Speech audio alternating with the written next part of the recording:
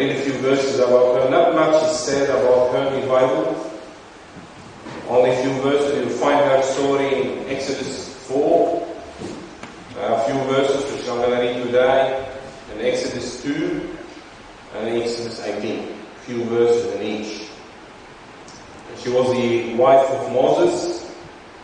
And Moses went and returned to Jethro, his father-in-law, and said unto him, Let me go, I pray thee, and return unto my brethren which are in Egypt, and see whether they be yet alive. And Jethro said to Moses, Go in peace. And this is the time, this is the event here, is just after God appeared to Moses in the bush, in the burning bush, and talked to him, and gave him the commission. Moses didn't want to go, and then he submitted. So he's coming back now to tell his father-in-law that I'm going. And the Lord said unto Moses in Midian, Go return into Egypt, for all the men are dead which sought thy life. And Moses took his wife and his sons and set them upon an ass, and he returned to the land of Egypt. And Moses took the rod of God in his hand. And the Lord said unto Moses, When thou goest to return into Egypt, see that thou do all these wonders before Pharaoh, which I have put in thy hand, but I will harden his heart, that he shall not let the people go. And thou shalt say unto Pharaoh, Thus says the Lord, Israel is my son, even my firstborn. And I say unto thee, Let my son go, that he may serve me. And if thou refuse to let him go, behold, I will slay thy son and thy firstborn. And it came to pass by the way in the inn, that the Lord met him and sought to kill him. Then Zipporah took a sharp stone and cut off the foreskin of her son and cast it on his feet, and said, Surely a bloody husband art thou to me. So he let him go. Then she said, A bloody husband thou art, because of this circumcision. And may the Lord bless his word for us. So as we know the story, just to give you background of the story, Moses was raised in Egypt, he's a Hebrew.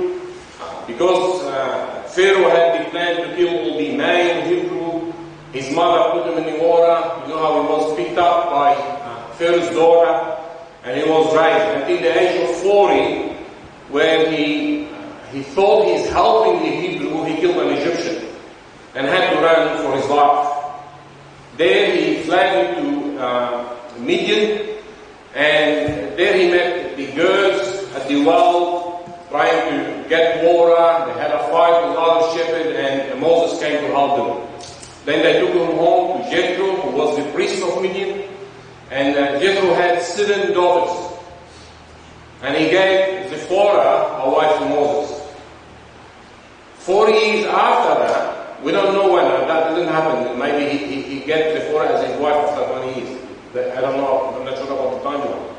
But however, after spending 40 years in Midian, God appeared to Moses in the burning bush. And he told him, You go to Egypt and free my people. And Moses, and we preached on that before, he gave all sorts of excuses not to go. But then at the end he submitted, and actually God sort of did a few miracles with him, and he gave him a stick. He told him, like that stick, that staff will help you do wonders to convince Pharaoh. But then here, as we come to verses 25 and 24, 25 and 26, something really weird happened. Even though Moses was fulfilling God's call and going into Egypt, him, his wife, and his 2 sons, they were in an inn. They were resting somewhere. And God sought to kill Moses. We don't know why, although we can imply it. And then Zipporah ran quickly. She got a knife made out of stones, and she will circumcise her son. And then the verse after said, And the Lord let him go. He didn't kill him. We don't know how he wanted to kill him, whether very likely he was very ill. It's not that, because if God wanted to kill him, he'll kill him in a second. It doesn't give Zipporah Zipporah time to reason and come with a plan to hinder that. So very likely that Moses already felt really ill, and she could see that he's lying. She worked out what's going to happen, and today we would like to decipher what happened here, what happened, and interpret what the Bible really teaches us here. But generally we're doing that for Mother's Day. We're doing that for Mother's Day. Since it's Mother's Day, it's really, we need to be reminded as a Christian of the role of women generally in the Bible, and especially mothers. Unlike other religions, unlike what people like to tell us, the place, the ministry of a woman, generally a mother specifically, is very esteemed in Christianity. I don't think of any higher office than the office of a mother and a woman in the Bible. You can tell from the very beginning, when God created Adam, God declared that really statement. He said, it's not good for Adam to be alone. He needs a helping. And therefore, He created a helping for him, being Eve. But Eve wasn't called Eve. After Adam and Eve fell in the sin entered the world. The Bible tells us that in the process of Adam naming things, he said, and he called his wife Eve, because she was the mother of all living. It seems somehow in God's providence, He felt like a sinful word in a mother. And as we speak today, you see how Satan is really working hard to break the family. Because no family, no mothers. If you go, maybe you do or you don't, if you go look for all these people who serve God faithfully for decades and years, you always hear this story of the mother who influenced them to be the man of God or woman of God that they were. The role of a mother in Christianity is really very well esteemed, both in the Old and in the New Testament. And I hope, I might allude to that later, I hope you don't let the word fill your head with this rubbish about feminism and lesser women and more men. Christianity is way above that. Christianity set a role for a man, set a role for a woman, and nature and the Christian life will go its way when everybody stick to his role and do it as God intended. There is no comparison, there is no above, there is no under, there is no superior, there is no inferior, they are all equal, and the New Testament put it plainly. Now it's common that some women sometimes, especially with the feminism spirit now rife everywhere, that they feel inferior because they can't do so and so. This is your problem. This is the feminist problem. God is not obliged to follow the age. God is not obliged to follow what you think is right. And I'm going to talk about three Zipporahs today. Zipporah 1 and 2 and 3. Number 2 is a feminist. Number 1 doesn't exist. Number 3 is the godly one. And the word the end. But even if you want to be convinced of the role of a woman, you need to look no further than the life of Jesus Christ. Needless to say, he had a mother, he didn't have a father. His father was God Almighty by the Holy Spirit. And like his first miracle he did, he was motivated by his mother, a woman. If you go to Luke 18, you'll find something very strange. When we study Luke, we come across it. As Jesus moved from one place to the other, he was supported by women. Before even he had disciples. Before he even had disciples, he said, the Bible says that, and they were with him, women supported him, providing for him, even from their money, their resources. One of them was Mary Magdalene, the other was called Joanna, and the other was called Susanna. He named them, and he said, Joanna, the wife of so-and-so, Susanna, who was always supported by women. Just before he died, it's women who stick with him. Two of them come to anoint him.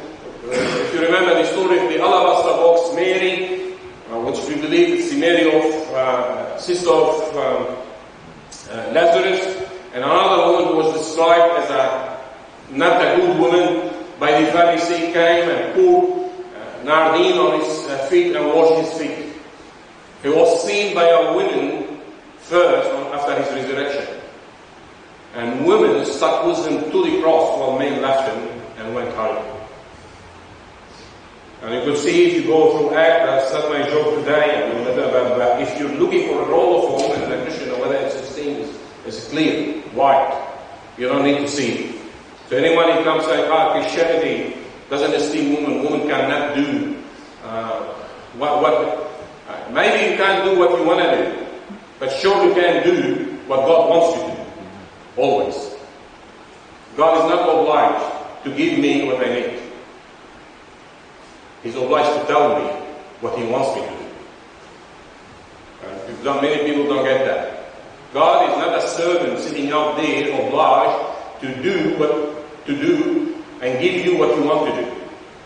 God is there to set me up and tell me what He wants me to do. It's my job to obey, not the other way around. Even if you look at the White Baptist Church, and I don't want to push any button here, it's not my aim. Women were really very instrumental from the beginning of this church. When this church started, we had many, many women helping in the ministry. We had only 4 men. 4 men. As time goes by, the picture is not changing much when it comes to ministry. Even if you do a count now, you can see it's right away. We have maybe twice as much women than men. I don't know why that is, but this is how it is. During the coronavirus, we turned our attention, because we couldn't meet face to face. We turned our attention, Yola and I, to do discipleship. So we can't do, let's do discipleship on Zoom. And we did discipleship with Vanessa, with Mariette, with Mary Moshi, with Crystal, and with Sue. All women. Not a single man raising his hand to do discipleship. Now there is one man, Peter said, we want to do discipleship, and we're going to start in June, God willing. So if anyone willing to join that discipleship on Zoom, talk to me and we can organize it. It wasn't hidden to me that when the ladies in the church stood up to do some performance things, it was a wonderful song actually what they sang and the effort they put in. I could see it. They're all girls, no boys. I don't know why that is. And I'm not having a go on boys. You have to be blind not to see it. It's not also hidden on me that when we had a couple of weeks ago, we had a baptism. All girls. Not a single one. Am I criticizing anyone? No. But you have to be blind not to see it. Today, I want to talk to you about Zipporah. Nevertheless, and her relationship with Moses. We don't know much, as I said, but only a few verses here. This is the longest passage about her. There is few words in chapter 2, and there is few words in chapter 18. All I need you to focus your attention to that chapter, verse 24. And it came to pass by the way in the end that the Lord met him, this is Moses, and sought to kill him. Some people believe the son. I don't believe that. So I'm gonna stick with what I believe. But if it was the son, it doesn't make much difference. What happened? Verse 26, so he let him go. So in verse 24, God was set to kill him. In verse 26, he let him go. Because of what Zipporah did. She ran, got a knife made of stone, and circumcised herself. And first thing you think of, why is that a big thing? Why is that a big thing? Why is that circumcision so big that when she circumcised her son, God sort of got anger, God calmed down and let him go. And I explain what circumcision is, because every Christian needs to understand that ritual, circumcision, which will no longer downplay that. If you don't understand it, you miss a law of the Bible. You miss a law of the Bible. Zipporah's name was Zipporah, obviously. Her name means bird. Some people say sparrow specifically in the Jewish culture, but it's a bird. Her father, Jethro, means His Excellency. She got 2 sons. Her Moses one is called Gershom, And Moses gave reason why he called them that. Just shall mean alien or a stranger. And the Bible says, I have been an alien in a strange land. He gave Gershom because he was away from his home of Egypt. Then after years, he got another son, Eliezer. And again, Eliezer means God is my help. And Moses again gave a reason because he said, God was my help. So he named him with a specific name based on his circumstances. Why was God's anger kindled against Moses? It's really strange for God to kindle his anger against someone like Moses, especially after Moses accepted the mission to go to Egypt. He met him, they had a long talk, he convinced Moses he should go to Egypt, and while Moses is fulfilling his mission, going, he was really traveling with his family and wife toward Egypt. This is where God intervened and said he sought to kill him. And then Zipporah did what she did. For that, to understand that, you need to understand how circumcision came about in the Bible and what it means. Many people look at it as just a physical ritual. It's not. It's much more than that. And actually, we'll prove shortly after a few verses we read that the physical part of it wasn't that important. The spiritual part was what's important. In Genesis 17:10, God already set his mind to bless Abraham. And in verse 17:10, he's talking to Abraham, now this is my covenant which ye shall keep between me and you and thy seed after thee. So it's not you and me, it's me, you, and you tell that to your seed after thee. Every man, child among you shall be circumcised. This is cutting the foreskin of his male part. And he shall circumcise the flesh of your foreskin, and it shall be token of the covenant between me and you. And he that is 8 days old shall be circumcised. Of them when? Among you, every man, child in your generation, he that born in thy house, or bought with money of any stranger, which is not of thy seed. So it didn't say just to circumcise your kids, and if you buy somebody like a slave, you want to say, you circumcise him as well. And it's a mark between you and me, forever. That he that is born in thy house, and he that bought with money, must need to be circumcised, and my covenant shall be in your flesh for an everlasting covenant. Again, everlasting covenant. And it is everlasting. And the uncircumcised, and this is the bit we need to focus on today, and the uncircumcised man, child, whose flesh out of his skin is not circumcised, that soul shall be cut off from his people. He has broken my covenant. So, and if you don't circumcise a child, should be killed, because he has broken my covenant. So God was keen about that covenant. He told them it needs to be done to every man. It needs to be done on the 8th day, that 8th day for the newborn. And if one does not do it, to be cut off. In later, he tells us why. As you move to Exodus 12, Exodus 12, you see like Exodus 12, this is where the Passover happened. See, this is maybe the biggest event in the Jewish history. After 400 years, 4th century of slavery, they are leaving. And God again told them how to observe the Passover. And again, he told them, if somebody is uncircumcised, he cannot be part. He cannot be part of the Passover. The Passover in the Bible is a symbol of God's redemption. When you do nothing, but God saves you anyway, based on your faith. You're with me? I'm saying the uncircumcised have no part in this. Because the cutting of the skin basically was cutting the flesh and saying the flesh is good for nothing. Its faith is what matters. So is God that shallow? Is really God that shallow, like looking at people, this is circumcised, I love him, this is not circumcised, I love him. If you read only the Old Testament, you have a little bit of a right to think this way. But as you move to Genesis 18, which which I'm going to show you now. Genesis 17, this is what he said it out. Genesis 18, where he tells why he did that with Abraham. Why? And they say that they were I did something. 18:19. Yeah, 18:19. And God was telling us why he said that everlasting covenant of circumcision with Abraham. He doesn't care about his skin, whether being there or not, for I know him. I know Abraham.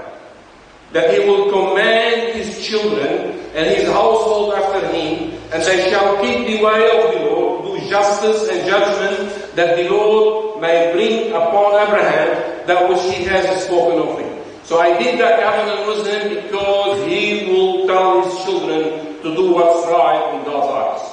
So this was the covenant. Now the question we need to ask ourselves, does circumcision save a man? Was it really God doing inspection, physical inspection, circumcised, saved, uncircumcised, go to hell? Is that what God did? Did you believe that?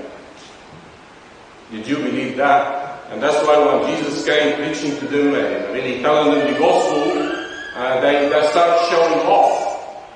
We are the children of Abraham. It wasn't referring to circumcision. We're circumcised. We're flagged.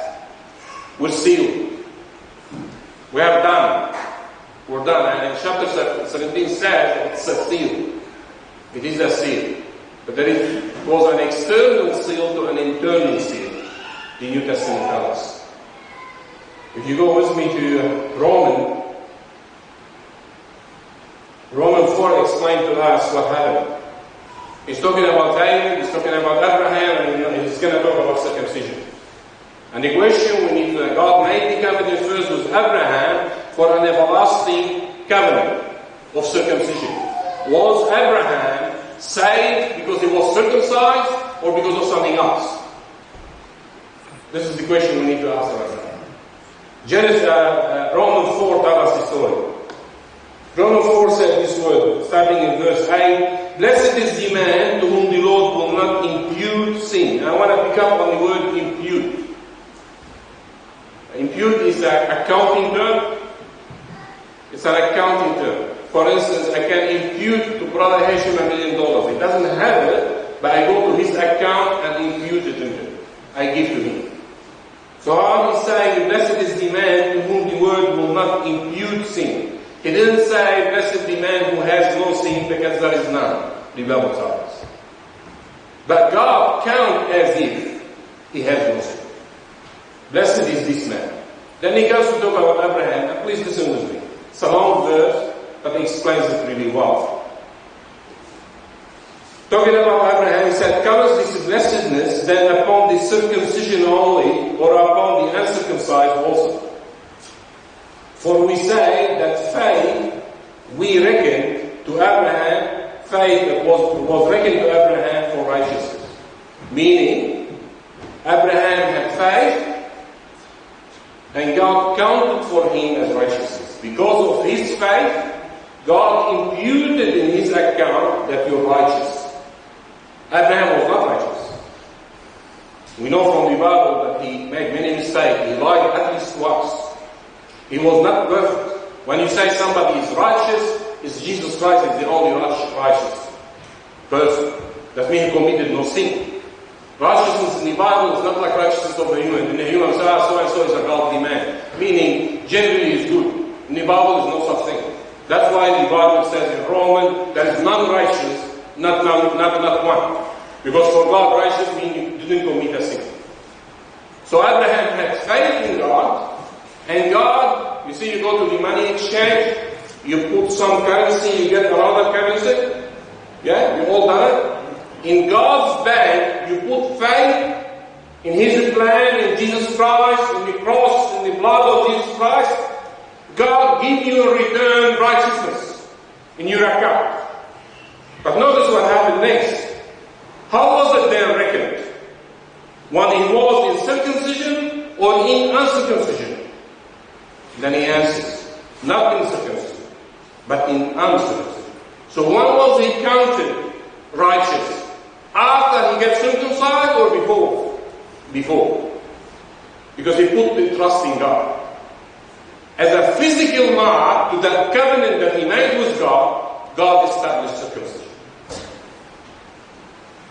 So Abraham didn't get good with God, righteous in the sight of God because he gets circumcised. Circumcision was a blessing from God. I'm going to give you a mark to remind you. That day, every time you look and you see that piece of skin is not there, you remember that the flesh accounts for nothing. It's faith that gets you good with me. This was a man. And that's why he told them to do it with their generation. And he received the sign of circumcision as seal of the righteousness of the faith which he had yet being uncircumcised. It's clear, black and white. So he received the sign of circumcision as a seal of the righteousness of the faith which he had being uncircumcised. So circumcision was a seal, a mark, a reminder of the righteousness he get by his faith. This is what we're dealing with. Fast forward to the New Testament, nothing has changed. This is what it is. We baptize the people in water. Baptism doesn't save anyone. People don't get saved because they are baptized. People get baptized because they are saved. And you remember how we said, I like that word here, it said in verse 11, and he received the sign of circumcision as seal of the righteousness of the faith. And in the New Testament, the Bible tells us in Ephesians 1, I'm not sure if I have it here. Do I have it? I don't. But I read it. It's a small verse. Ephesians 1, he said, talking about Jesus Christ, he said those words. He said, in whom ye also trusted, after that you heard the word of truth, the gospel of your salvation, in whom you also, after that you believed, you were sealed with that Holy Spirit of promise. So when a man hears God's word, hears the gospel, and I don't think there's a verse in the Bible clearer than that. He said, after that you had heard the word of the truth, the gospel of your salvation, in whom you after that you believe, you were sealed with that Holy Spirit of promise. How does a man get saved? When he hears the gospel in any shape or form, could be a prayer, it could be audible, it could be like a witnessing of someone, and he believes in it. Then the Holy Spirit come upon him and live in him, and this is the seal, like the circumcision. This is the unseen part. That man go and submit to obeying God by baptism by water to tell us what has happened before. It's a seal.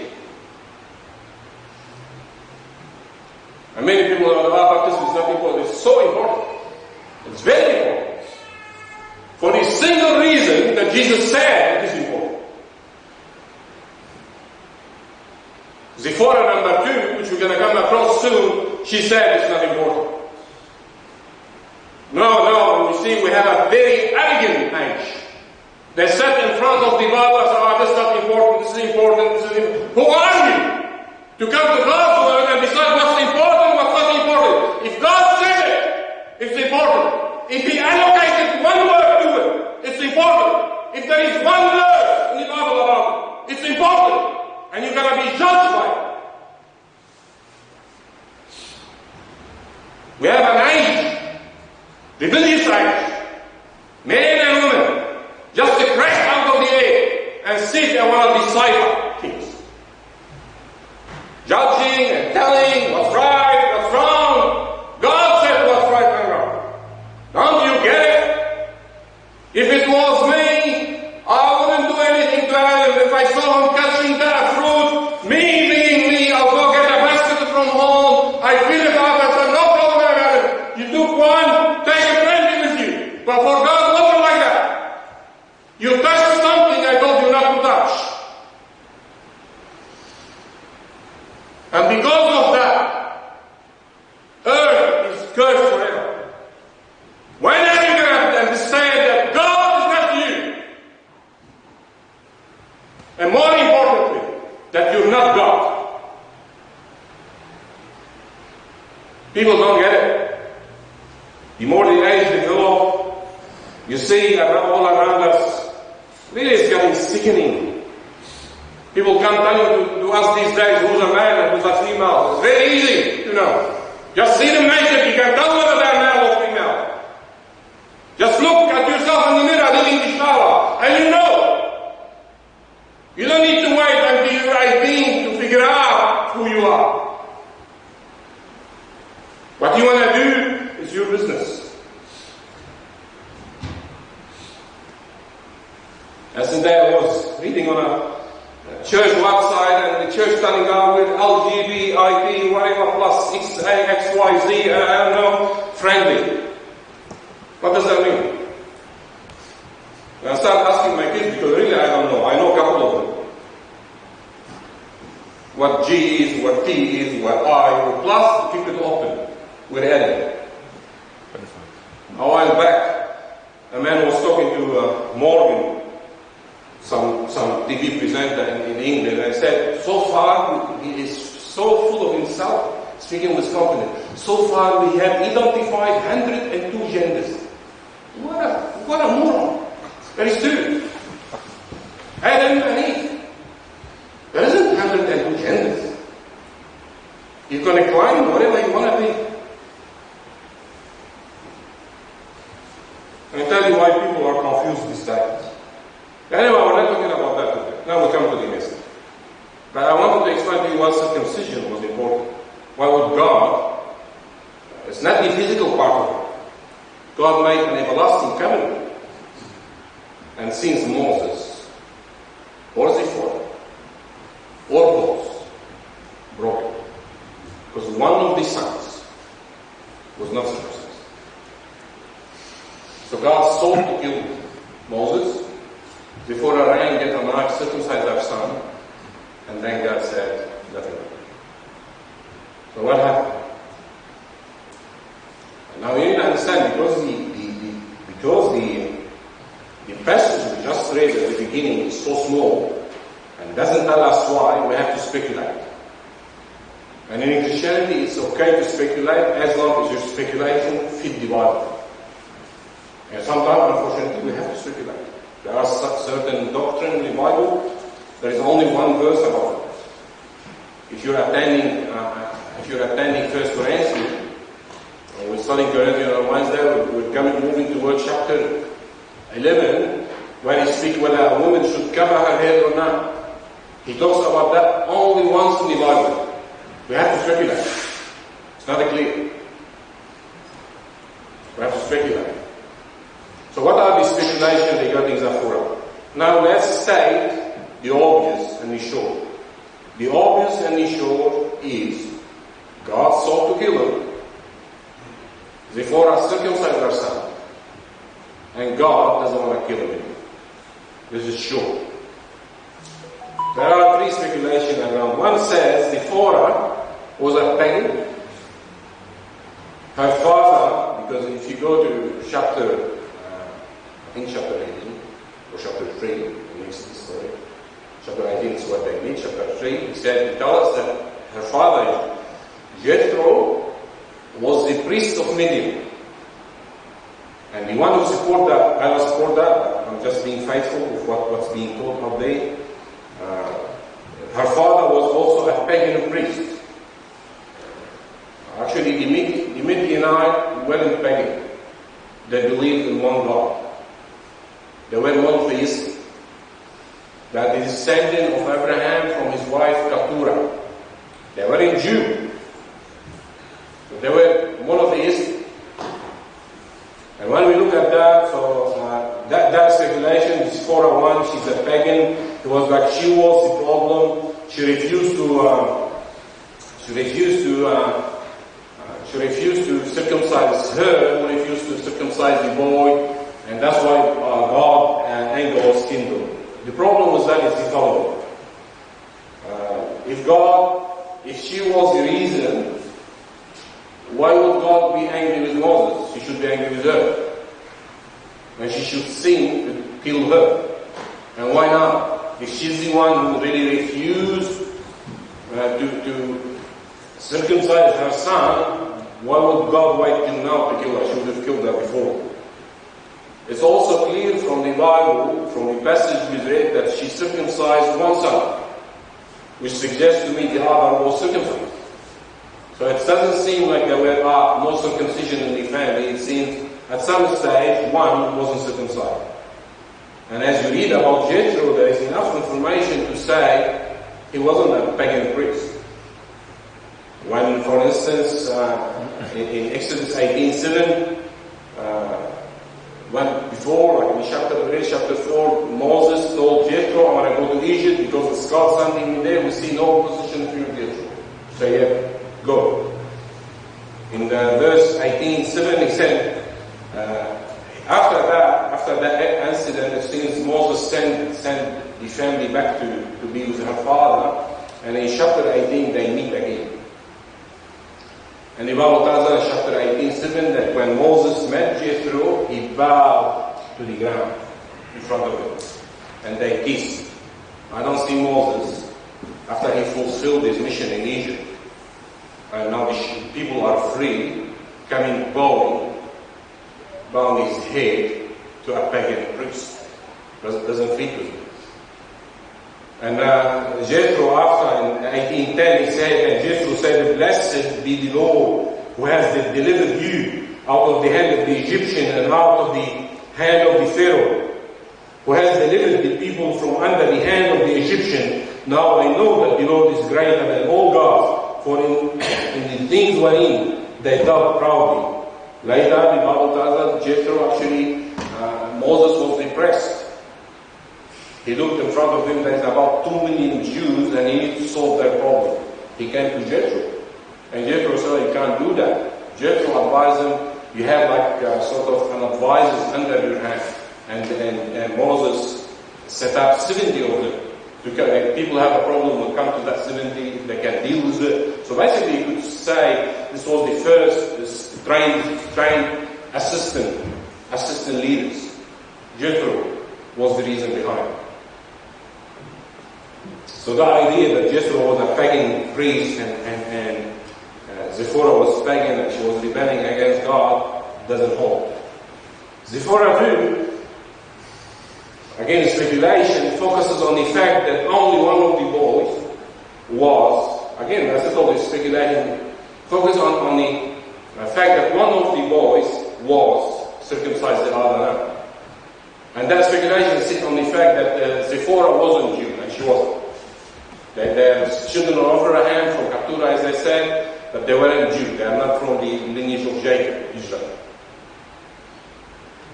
And she said that when she got her first son, Moses, after the Jewish way, he circumcised him. But when she looked at him, saw all the blood and the mess, she was appalled by it, and she gave Moses an ultimatum: no more circumcision.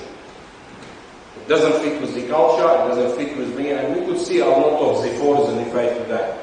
Women who really like to control the home, they feel children are mine, the father has no say in it. And actually fathers don't help much. Some fathers are very happy to take that seat. The children are the mothers and I'll do nothing about it, which is contrary to God's plan. Boys and girls in the family need to learn from the father. Sometimes life takes us in a way, we only have a single parent, a father or a mother, but if both of them are there, the father is the leader of the home. In this sense, he is the one responsible and will answer to God. It's not a privilege, it's a responsibility. If kids are lost because of the carelessness of the parent, I don't think God will come to the wife to ask her, will come to the father. That's why who ate the apple in Eve and in Adam and in Genesis? Who ate it? Eve. Eve. What does Romans tell us? Sin entered by one man. Why not by a woman? She's the one. She's the first one to disobey God. Because God never told Eve don't eat. God told Adam. And Romans tells us that sin entered by man. And he set him on his own. to be the priest, to be the leader, and to really set God's way in his own. That's why you see, like later after Moses, we come to a man called Joshua. Joshua gathered the people of Israel and told them, decide what you want to do. As for me and my house, we'll worship the Lord. He saw it as his job. So that speculation, they reckon on Zipporah, who was really taken by the age, more truthful to her culture, her background, and she's happy to twist God's way to suit the culture. Is there many Zipporahs in the face these days? There is, unfortunately. We're not gonna do that because my mom will get offended. We're not gonna do that because grandpa get offended. But God said that God can take the heart. He doesn't talk, he doesn't say, he's not the one who gives gifts. I don't see him, I don't talk to him, why do I care? And many people like that. And you see it clearly in some family, when the mother, Zipporah, the cultural Zipporah is leading the home, God's voice is sort of faded.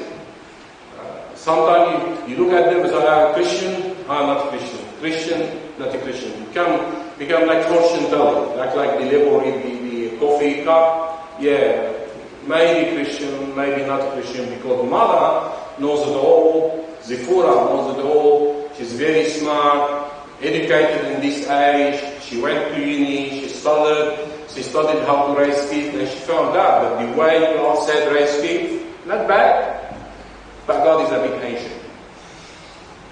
It's not good. It's not good to cut the foreskin of a baby, 8 days old.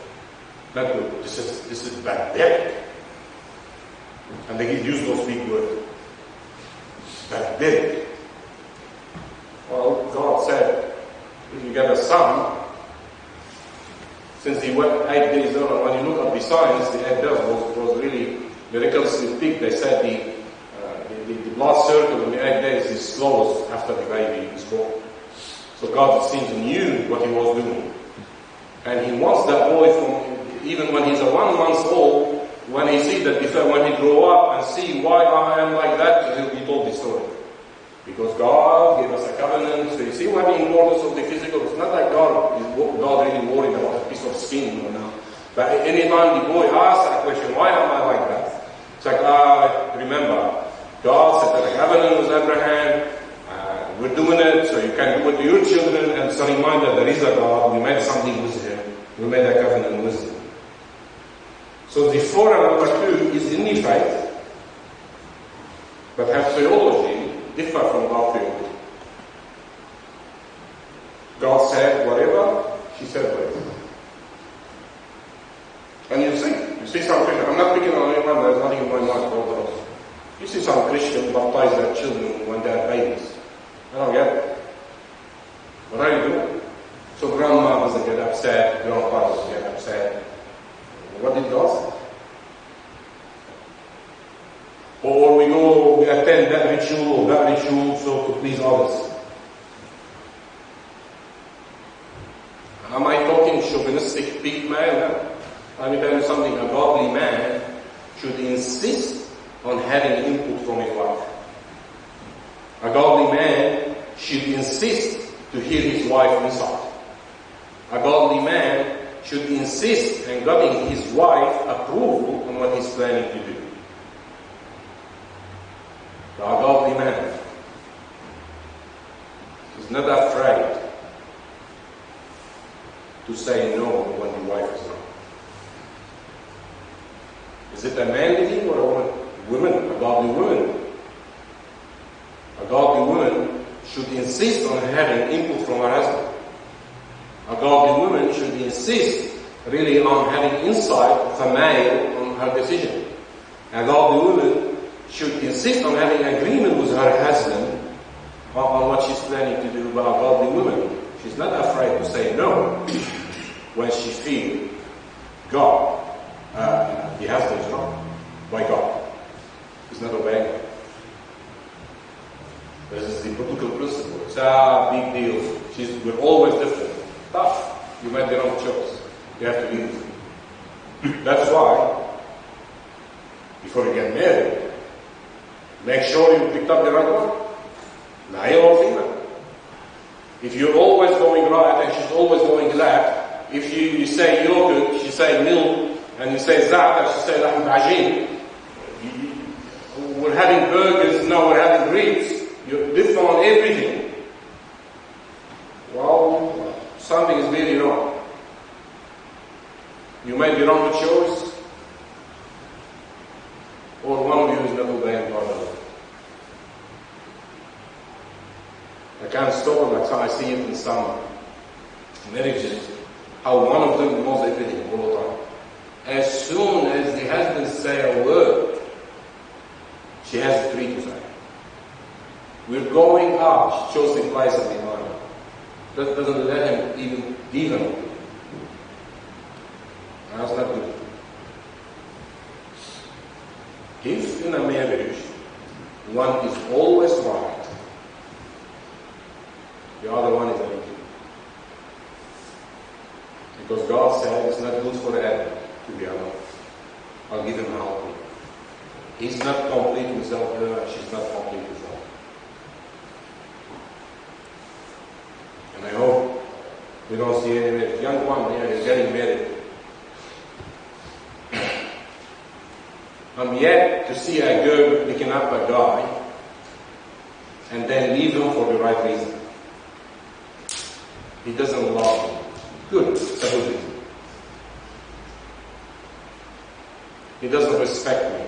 That's a good reason. He doesn't talk to me enough. He doesn't have a home. He's not driving Mercedes. Once they did a survey how when people date, they start to hook on social media. The first question one of the partners will ask, what car do you have? What car are you driving? That's the most important thing in life. Girls, you need a leader. If he can't lead, he's good for nothing.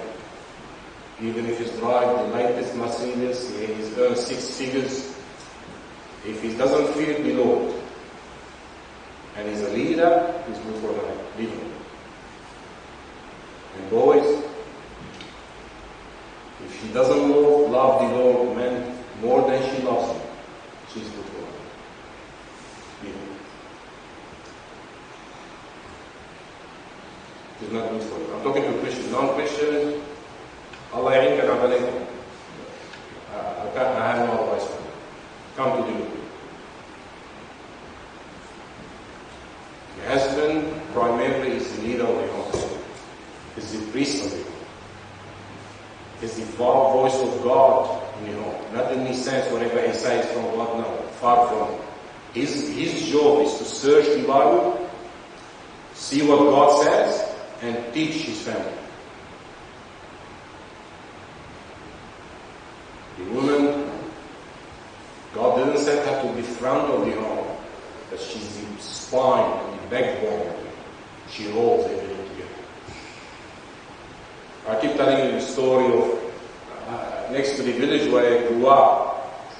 There is a river, a medium-sized river. It's beautiful. We always fun to go on the river. And there used to be a tree, or a type of tree. We call them dilip. The closest to them here is the Canadian myrtle. I don't know what the English word for it. It's a huge tree. In autumn it turns yellowish, reddish, beautiful. The leaf fall. And there is a vine tree climbing on that tree. Vine tree climbing. And really it's in the air 6 meters, 7 meters. And in summer, because the grape is looking so, the clusters of grape looking so awesome in the sun, golden, bright. And you look at them and everybody says, look, what a grape. What a cluster of grape. What a tree of grape. This is the husband. But nobody says the grape is like that because of that tree that hold the husband. and exposed him and made him known. This is the spirit of Proverbs 31. Proverbs 31 draws a beautiful picture of the woman, Christian woman.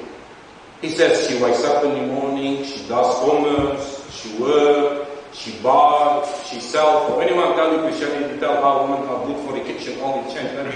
He's an idiot who never read the Bible. Don't listen to him. The woman of Proverbs 31 does everything. She goes to uni, she gets a degree, she bought a piece of land, she started a business, she was selling things. But at the end, you know what she said? She said her husband is not in the market. She does all that for her husband. Because she's her helpmate. Don't be taken by that feminist trap these days. We need to be independent. Marriage and independence do not match. The whole idea of a marriage is two people relying on each other. If I want to be independent of her, why do I need her for? A Quora Fonda beat anything she cooks. What do I need her for? If I want to be independent of her, why do I need her? Don't be taken by the Spirit. Do you need to be strong? Yes. Do you need to be able to stand on your own feet? Yes.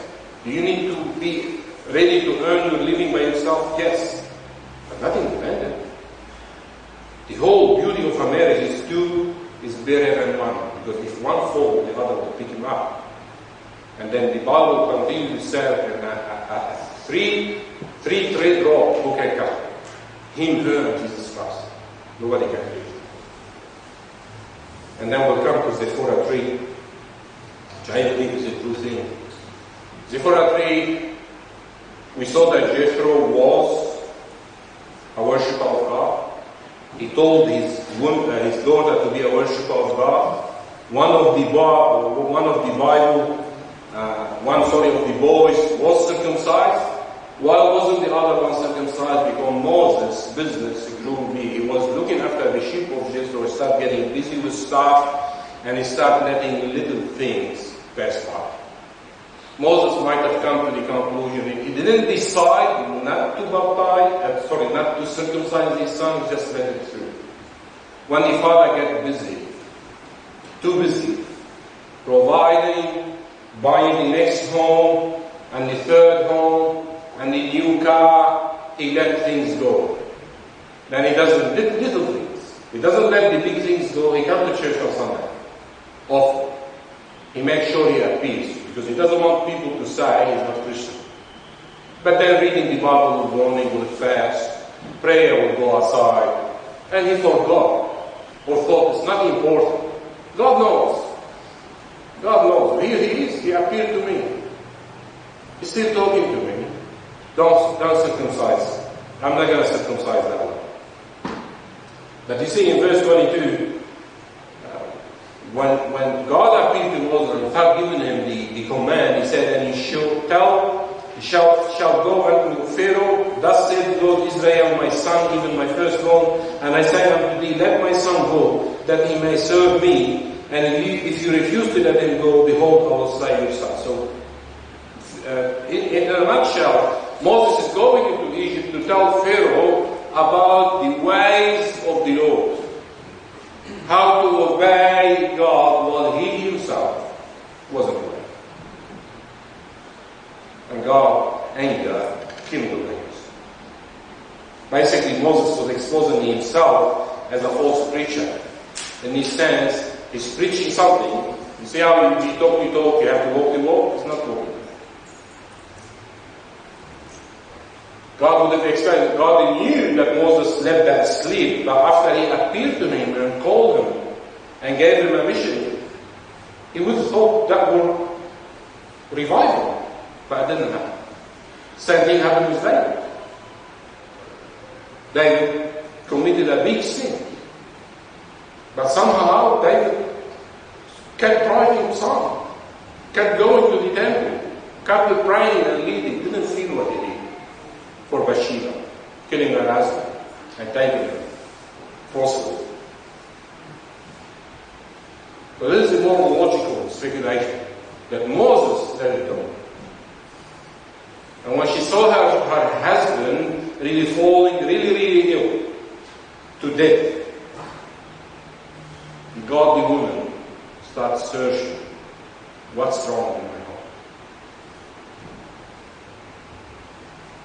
And the wrong woman, the godly woman, is not the wrong woman. She didn't start pointing the finger at her husband and say, you brought that shame on us, you brought that failure on us, which some people like to do. She went ahead to correct the situation.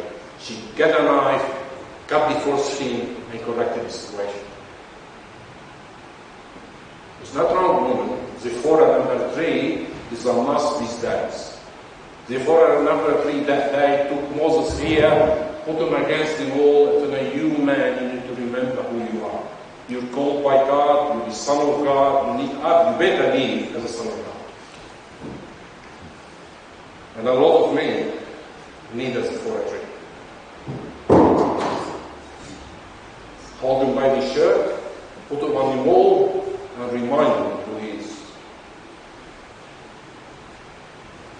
We're not a puppet for God. We're not mimicking God. We are the children of God, as men and women. And we need to do that. Zipporah was mainly reminding Moses, remember who you are. As I said, it's all speculation. Number 1, I reject totally. Number 2, has a way, doesn't fit to the best. So number 3 is the one I see. Zipporah was a godly woman who wasn't afraid to correct the mistake of her husband and remind him who he is in the Lord, that he has a mission, that his walk doesn't match his talk. Zipporah's tree is a need. She saved her husband. She saved her son. That's what we need to do. A Zipporah that looks after her family, not afraid to go against everything to save herself and to save her husband. May the Lord bless you all. Let's pray.